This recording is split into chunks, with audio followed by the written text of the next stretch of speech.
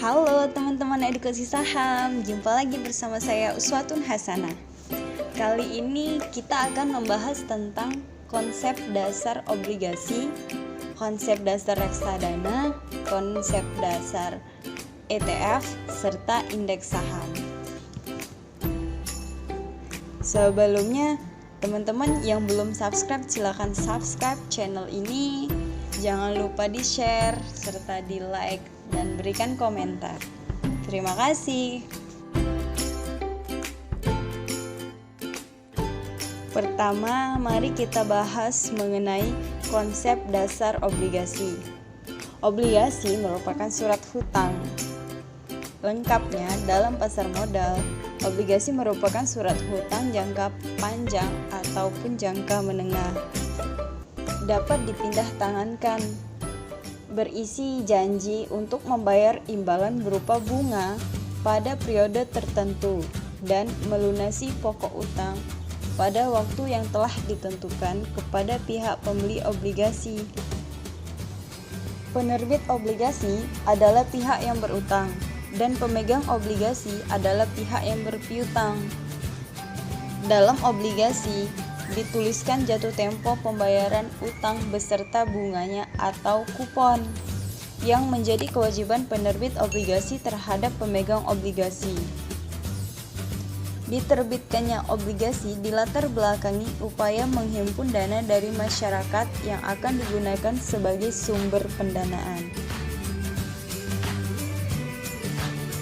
Obligasi ini memiliki kelebihan serta kekurangan.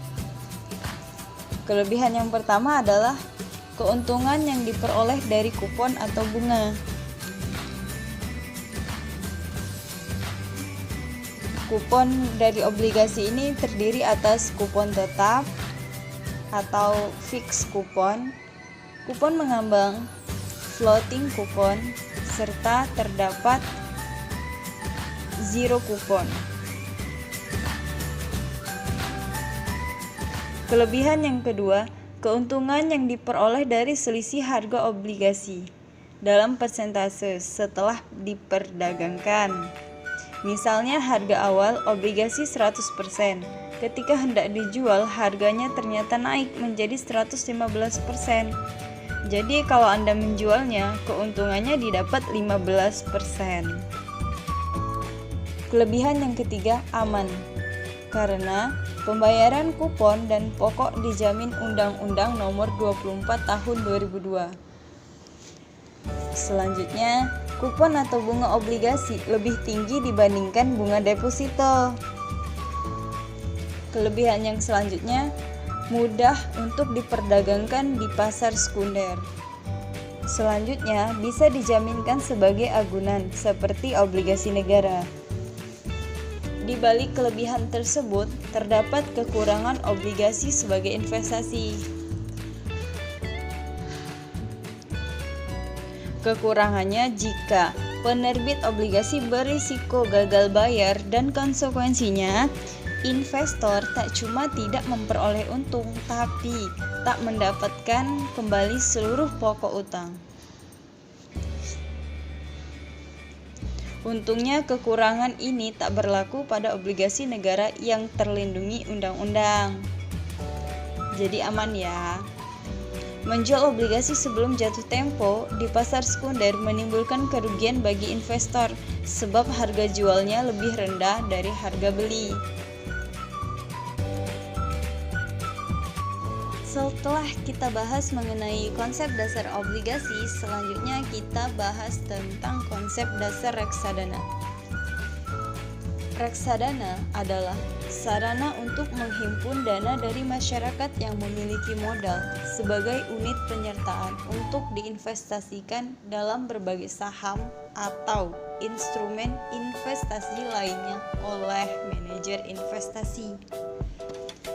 Nilai dari pengelolaan dana tersebut dibukukan dalam nilai aktiva bersih atau NAB reksadana. NAB inilah yang digunakan sebagai indikator harga suatu reksadana. Semakin meningkat NAB per unit penyertaan suatu reksadana, maka semakin tinggi pula keuntungan investor.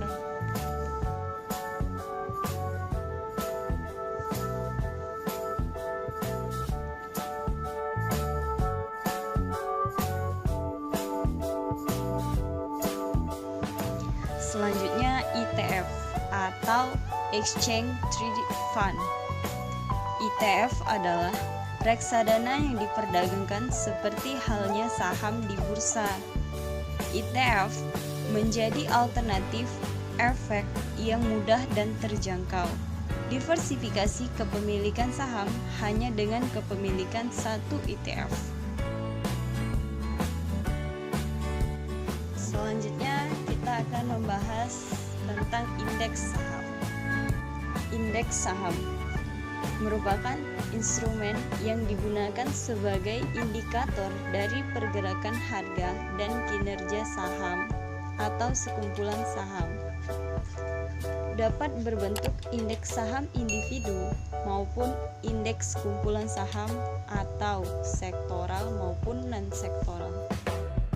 Berikut adalah indeks saham non-sektoral serta indeks saham sektoral.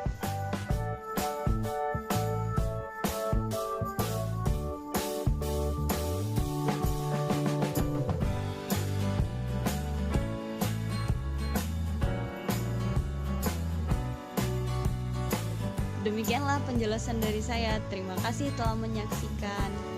Sampai jumpa di video selanjutnya.